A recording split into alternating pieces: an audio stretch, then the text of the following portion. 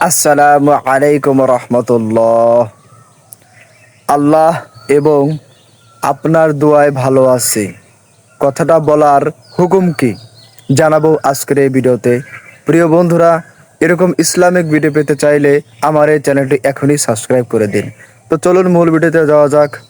আল্লাহ এবং আপনার দোয়ায় ভালো আছি, এই কথাটি সঠিক নয়।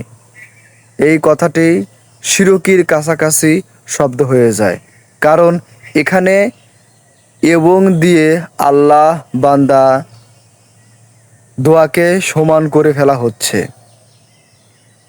অথচ কল্যাণ দেওয়ার ক্ষমতা একমাত্র আল্লাহর, বান্দার দোয়া শুধু ওসিলা মাত্র।